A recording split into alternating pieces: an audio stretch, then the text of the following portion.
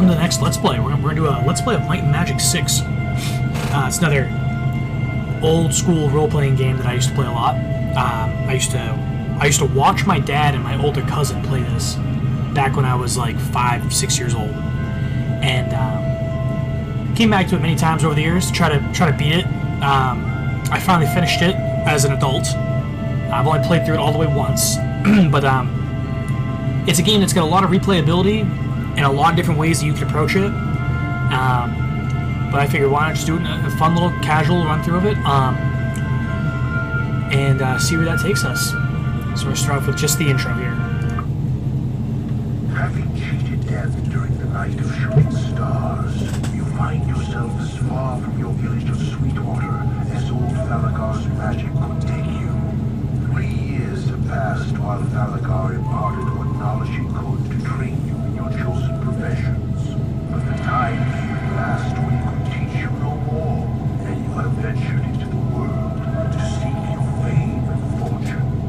Now, a world away from your lost home, you've stumbled across evidence of a terrible conspiracy involving a new religious cult. 5 letters from King Roland to his wife Catherine, and a letter from the King of the Devils to a wicked traitor named Solomon have turned up in an abandoned gauntlet camp. Your fate seems inextricably bound to these letters and that awful night, and your role in the events to come may be larger than anyone could imagine. The tools you have are but a small sum of gold, your wits, and a lot of potential. The roads ahead are infinite, and all the choices are yours to make. So choose wisely. Good luck.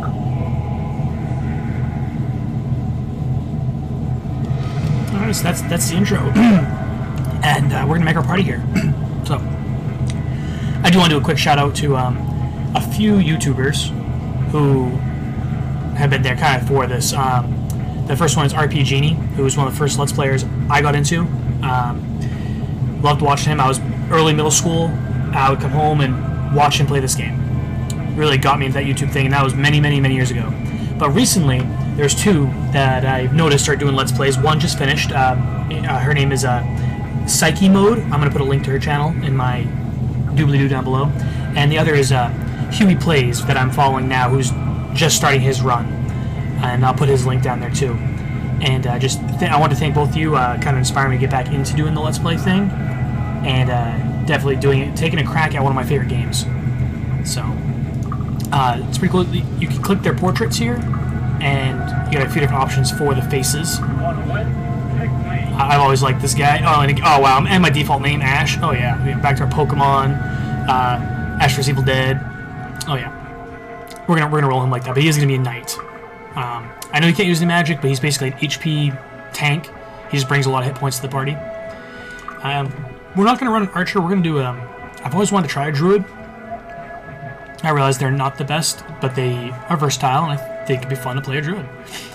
And then a cleric and a sorcerer will be accurate. So let's find some faces here. Where's my lady? We need a lady over here. Rock Lucille? I guess it'll be Lucille. And our cleric's gonna be a lady as well. Let's go with some of my old faces here. I guess I'll go with this one here. Dawn. And you can click and change the names too if you have defaults that you like. These are just randomly generated. Nancy, Gina the cleric, Irene, Kathleen, Tina, Beverly. What do we got? Sheila. Except not Karen. Ramona? Kind of like that. Janie. Olivia the cleric. There we go. Alright, our druid's going to be Gail. Marianne. Florence. Let's see. Leola the druid. I don't hate that. We're going to go with that. And this end character always defaults as Zoltan the sorcerer, but I'm going to go with a different guy over here. What do we feel? Who's our sorcerer? I guess that is that guy. Rupert, Davey, Tony, Sonny, Sean. That. How do you even say that? Aristides? There, that's a sorcerer's name if I've ever seen one. Your characters have core stats, just like Dungeons & Dragons or other popular role-playing games. Knights is obviously might. Knights do not need intellect. I'm ready. Take me. Put them back. Put them back. I meant to click down here. We're going to take some points out of his intellect and personality because he doesn't need it. Intellect and personality dictate spell points to your spellcasting types. Sorcerers run on intellect. Clerics run on personality. Druids benefit from both. So we're going to take these points here, and we're going to put them into his might. From the starting point, your stats max at 25, and we're absolutely going to give our knight 25 might. He needs it. We're going to take away from the luck, and there's a reason for it. There's a fountain in the starting zone that gives you a bonus to luck, a permanent bonus, so we can just, those points are free, you can just take those. And we'll go to their off-core stats, so we'll take from the cleric's intellect and the sorcerer's personality. They don't need those.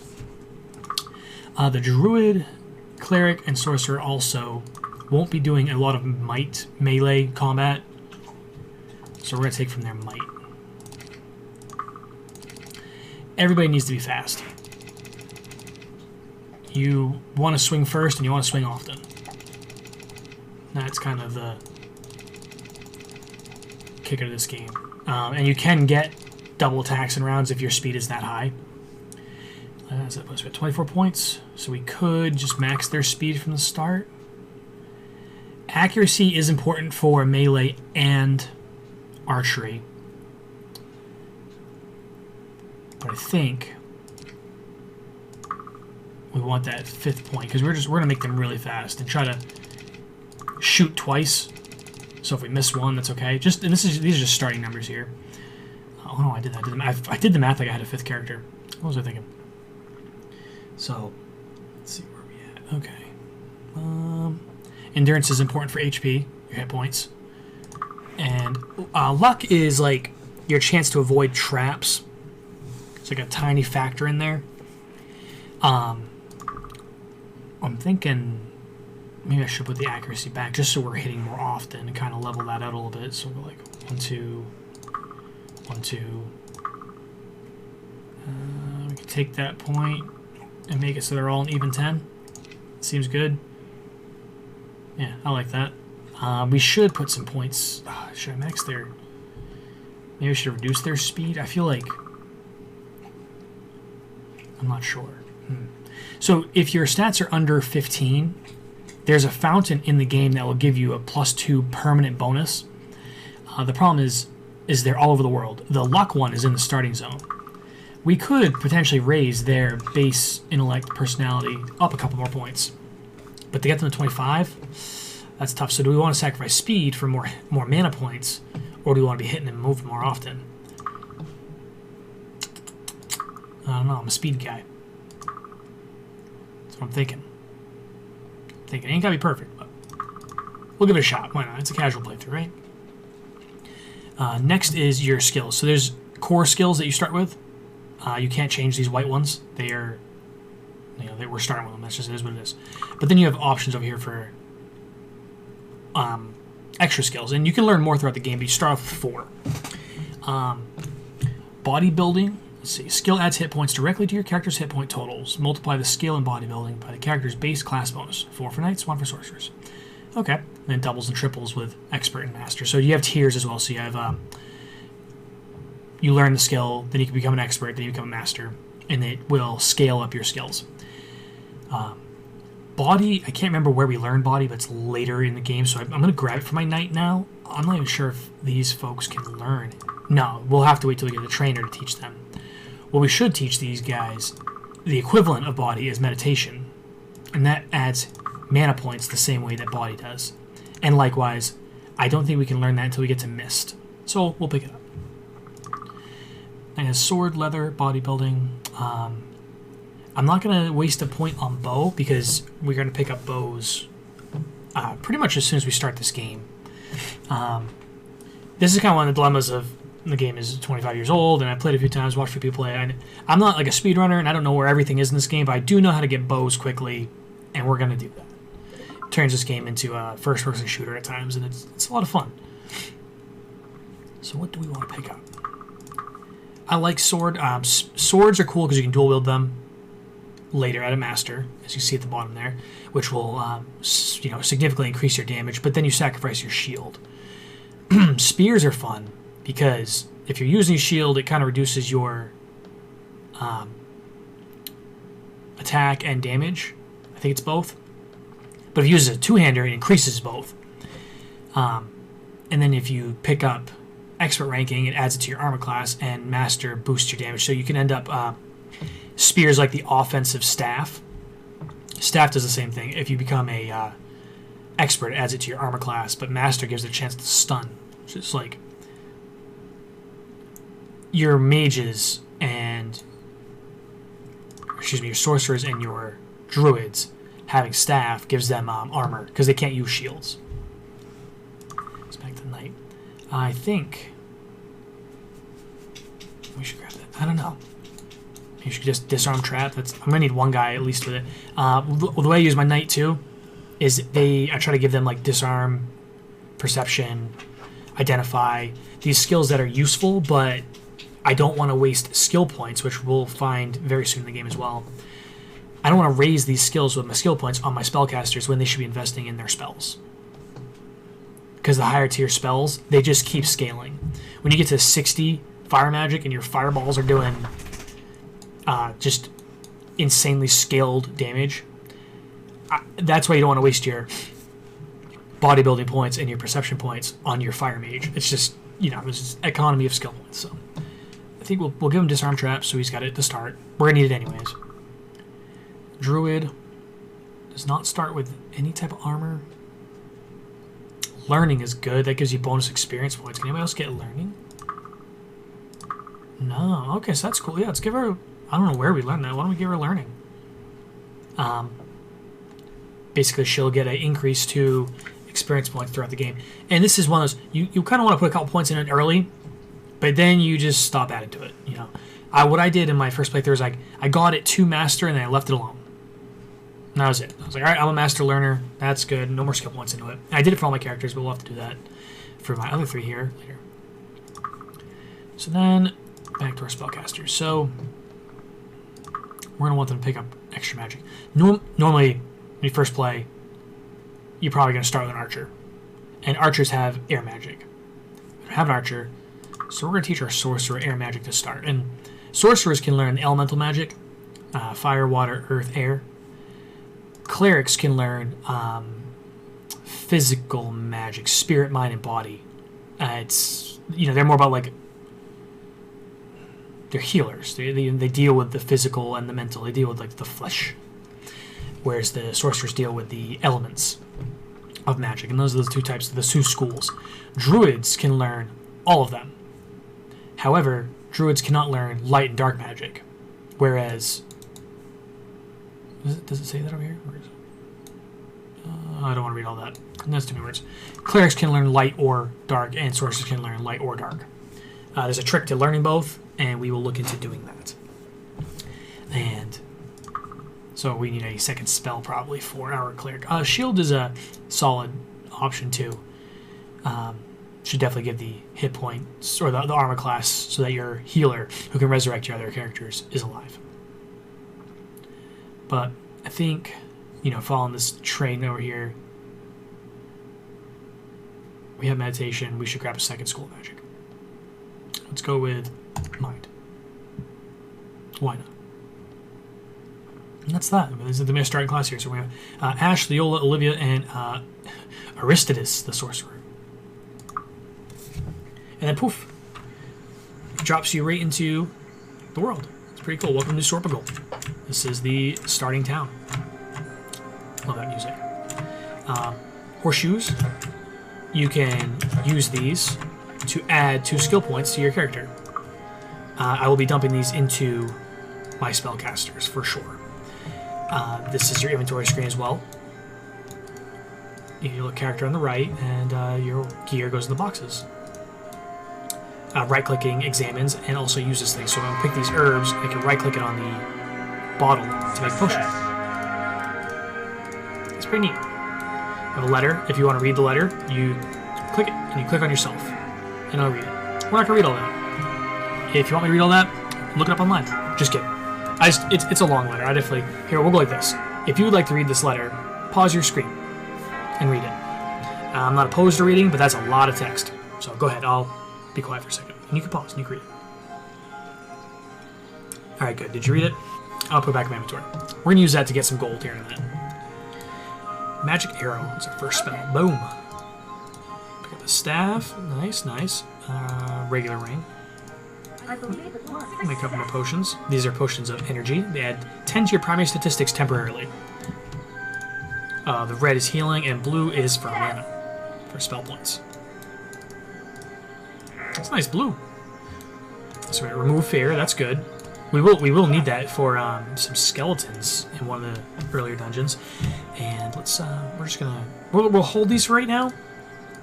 But they're gonna end up in this character. I just don't want to use the skill points and then dump the skill points into a stat that's not really being used yet. And he starts the dagger. We're gonna teach our mage staff as soon as we can. Static charge and flame arrow. So it gives you the letter, and you're supposed to go bring it to Andover Potbellow, and they are in this inn. There, Andover Potbellow. Talk to her about the letter. Andover, talk to him about the letter. Boom, gives you 1,000 gold, and tells you to put that letter away. It's being weird. Clem again says, "Don't try to say I didn't pay you. You got your gold. Get out of here." Also, has a quest for you. Could you do the Temple of Ba a favor? The Temple of Ba. It appears that my brethren left the old temple to the northwest of here in a little much of a hurry, and a candelabra necessary for some of our rituals was left behind. None of the Ba priests want to go back because they're afraid of whatever curse has been placed on the temple. If you were to bring back that candelabra to me, however, I could reward you in their place. Okay, so we have our first fetch quest. Innkeeper, you can rent a room. It will end the day, and you'll heal up, except for stats effects like poison. You can't sleep through poison. You have to go get cured. You can have a drink, and you'll spend a gold, and then if you tip, you'll learn stuff about the game. A wizard friend of mine told me that Temple of Ba was laying curses on our town from the abandoned temple just outside of town. One day they tried to lay a curse of endless vermin on us, only they did something wrong and it backfired, infesting their own temple instead. They moved radio quick once that happened. So that gives us a hint about the Temple of Ba that Andover was telling us to go to. A curse of endless vermin, so likely we'll be facing a lot of vermin. If you fill packs, it will fill up your food, and food is for resting in the wild. What's Maria got to say? Maria the Gypsy. Brigands. With the death of Roland and rumors of a collapse of the Iron Fist rule, the roads are almost unsafe to travel anymore. Brigands and bandits of all sorts now prey on anyone traveling too far from the protection of the castles. Another hint saying that basically if you wander away from towns, there are monsters everywhere. This is to explain why there's monsters everywhere. Town fountains. The three fountains we have here in town are said to draw their water from a spring touched by the gods. Each one is magical and beneficial to drink from. Okay, that's good. It lets us know that those 3 fountains are safe. The Howling Moon. The proprietor of the Howling Moon is George Canis. It's a wonderful place. Tell him I said hi. That's pretty cool. So right now we're at the Lonely Night. We will find the Howling Moon someday. And after this one, I am going to double check the sound and such to make sure everything is smooth and not being too overwhelming for anyone's ears. And let's see, we were at 18 minutes. So we made it. We picked up our first quest. We're not going to bum rush to do the thing yet. If you have any input you'd like, please drop a comment. Your characters out here, you can right-click and it'll pause kind of like this, so no one's moving. And you can hover over them and see what they are. So like Ginger the Gambler, Candace the Expert Healer. So, and that's their attack animation. So these people have trades, and if you click on them and they're willing to talk to you, she's not willing to talk to us. Penny the Negotiator. If it says beg, threat, or bribe, you can just look to the right, like, okay, they don't want to talk to us because they think we're not worth talking to. My sources tell me that you may have committed a number of crimes. You must clear those problems up before I can speak with you. A number of crimes? What crimes did I commit? I just started. So, and you can try to bribe them. You can try to beg them. It uses diplomacy. And if it succeeds, they'll talk to you. And if it fails, it ruins your reputation a little bit. It reduces. It's not ruined. You're not fully schlanded. But let's see. What's going on? Did we, like, ruin our... Where's our rep? Should be here, right? Very cool. Condition, armor, age, level, experience. Where is our quick fire? Here we go. Okay, our reputation is 0. Fame 1. We have 1 fame for having a drink, I guess. This is a way to look at all your characters' quick stats. This is good for being like, if you look down and you have 4 green faces, you can click this and go, okay, poison, poison, disease, poison. You can figure out like what's going on with them. Quick spell is if you have a spell loaded to be a quick spell. Rough damage they're doing, how many skills they've learned, chance on shoot, chance to hit with melee, their armor class, which how hard they are to hit spell points on them, hit points. Like, look at our knight, 38, 20, 20, 20. That's why those knights are just awesome. So that's what that screen's for. This is a little town here, and let's just do like a little walk around. You got a blacksmith. You can come in here and buy some weapons. Looking for a weapon? Smiths are also willing to identify and repair gear for you. Specials where you'll find either more expensive or magic items. We have an armor smith over here. Don't touch the merchandise. Don't touch the merchandise. Same thing. He sells an assortment of gear. If you buy everything and they are out, it resets every 7th day. If you buy it on the 6th, it'll reset the next day. If you buy it on the 1st, it'll reset in 7. So, get the idea. Wesley the Smith. Pavel the Picker. Get out of the way, guys. Jeez, I'm nervous. So we got these houses over here, home either teachers or quest givers. And then we have a school, Blade's End. Sign up first. It's a guild. You have to sign up with a town member who can give you a, oh gosh, they can sign you up. Then you become a member. Then the Seeing Eye, this is like a magic shop. Wilma the Alchemist. So you can buy like scrolls and small armor, especially with staves and jewelry, boots, cloaks. Let's go back to our character right here. So on this screen, you see like the core character. You see your boots, armor, your weapon, both hands, and your headgear. If you click this magnifying glass, you can get your rings, your bracers, and your amulet. And that's what these folks specialize in, is that small armor. This vendor here, the Traveler Supply, sells like food, cloaks, and boots. I'm gonna look around. You know, for getting you out on your road, out on the road. You can also sell them anything, whereas armor smiths will only buy armor. You can't sell them swords, but they buy it at really reduced prices. The bank, so What can I do for you? banks don't provide interest, so there's no sense of like putting 1,000 gold in here and waiting in game for 12 months. Like some games do that, and I believe old Might and Magics do that. I've only ever really played this one and a very little bit of 7. But the function of this would be if you're playing where if you die, you don't reset and you don't reload, and your gold's in here and you die, it's safe. You can come back and pick it up after death. Town Hall. Oh, shortest hours, of course. There's a quest in there, and bounty hunt. You can get the bounty for the month, and you have to travel, kill the monster, come back and get some gold.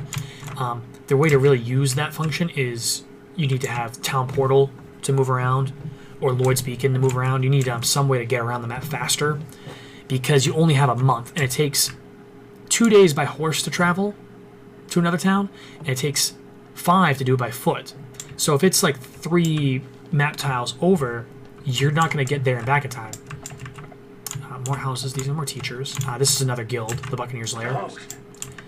They're only open at nighttime, and they teach you like diplomacy and identify and repair. Scorpical Trading Grounds. This is the instructor. So when you get enough experience points that you can level up, you come here and you have to pay some gold, and it will level you up. I used to love this animation. I'd like to sit here and just watch this. I thought it was so cool. Weird like that. And I gotta double check. I believe that when you come here and you use this function, it burns a week of time. And one of the ways to get to the higher scores in this game is you want to do things timely. But I believe if you come here and you get not only 1 level per person, but you can come in here and get 10 levels per person, and it's still only 1 week. I gotta look back into that though. I can't remember if that's true or not. One of those things that, like, I know I read somewhere and then never touched again. So that's really that. Let's go up here. We'll check these out. Oh, we should try to do the fountains too while we're here. So this one right here is if you right click doesn't do anything. If you left click, 5 hit points restored. So this one heals. And I believe this has a maximum it can heal per day. This one provides plus 10 to might. Another reason we didn't need to max our might. So our physical hits will do a little more damage temporarily. And the other is mana.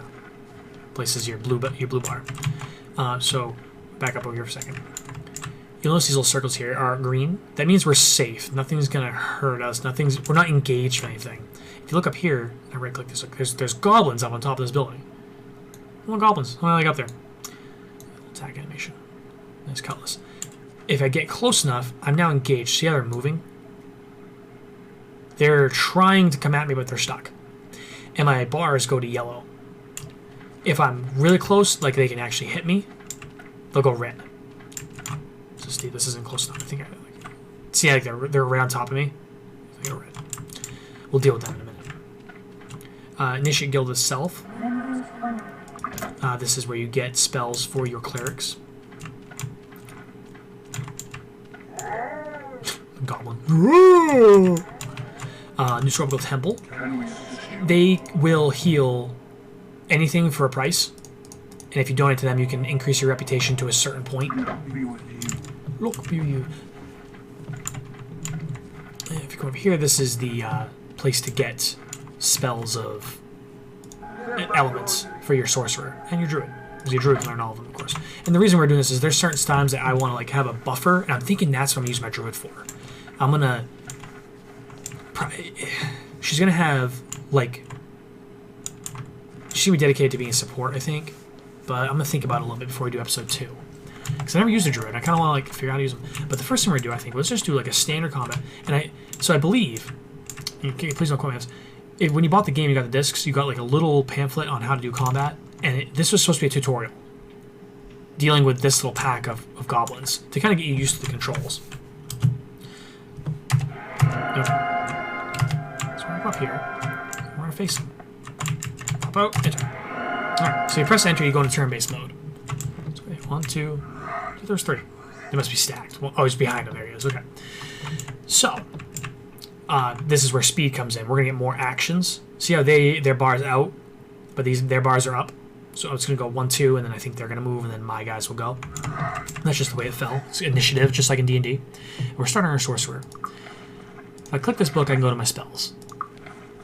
And these are my tabs for my different types of spells. So let's try Flame Arrow Arms. Double click it. Pop. Look down here, did 2 points of damage. Now Cleric. Meditation, remove fear. These don't really help. Cure weakness, first aid. We don't really have any of her combat spells yet, so we are just going to use our mace here. Do a little clunk. Oh, so nothing popped up here on this bar. We missed, and you can also tell by the noise though. It was a miss. So he swung, and now my other two guys are going because we got our circles here. Ash the Knight is going to use his longsword and just give him a little whack. 12. Boom! 12. That was awesome. What a hit. We're yellow again. We're too far. We can't hit them, and they can't hit us. Druid, let's use a spell, though. We'll sneak around that. 6 points. That's pretty good. Again, and we don't have a bow. She doesn't know how to use a bow, and we don't have one. So we're going to whiff. We're going to whiff. And then move up. Here we go. And we're going this really slow and easy for just learning purposes. We'll get a little more into this as we go. 2 bolts and he's down, and then we have the third one. So come on. Come on, Olivia. Nothing. How's it? Maybe Ash will one-shot him. Yeah, 14. Look at that. And that's it. That's the end of that combat. To loot them, you can use the spacebar or you can click them. And it will tell you how much gold you picked up there, and the gold will be added here. There's your gold count. And if you... There's a certain other noise. It's like a... And a prompt will pop up here telling you that you picked up an item, and it will be in your inventory. If your inventory is full, it'll go to the next character. If they're all full, it will get thrown. It'll be like this. Let's see if I can do it. It'll look like that. Pick that back up. We want to sell that. Up here is a house. How are you? Expert learning training. We don't know anybody, or we don't have anybody with learning at level 4. To go to expert, you need to be 4, and then depending on the skill is either 8, 10, or 12 to go to master. They'll also tell you where the master trainers are. So John Tuck. John Tuck can teach you to master the learning skill. I believe he is still living in Silver Cove. Talks about skills. Because skills get so difficult to learn once you've achieved a high level in them, it's much more efficient to learn many skills to a moderate level rather than a couple of skills to a high level. This is true, unless you're maxing out a mage, of course. Which we're going to do some fun stuff with mage, I think. I'm thinking about just like... I used to like... I'd give him like all kinds of stuff. Maybe the druid should be like all the support and the water magic for all the teleports. And we're going to make Aristides just like a killing machine. Just for funsies, you know? Just giggles and shit. Where again, we're not trying to min-max this. We're just kind of like doing fun playthroughs. So I just crossed the 30-minute mark, and we've talked about a lot about just this little bit of town and killed some goblins. And I am just enthralled. I love this game. It is so much fun. I know this is a small little glimpse. This game is huge. There's so much to offer in this. And I hope that you adventurers will join me in this adventure. Please drop a comment. Please hit the like button. Don't forget to subscribe and hit that bell. All right, all that stuff does matter. And I hope you'll check out my other games that I'm working on too. Thanks for watching. And that's E-Man.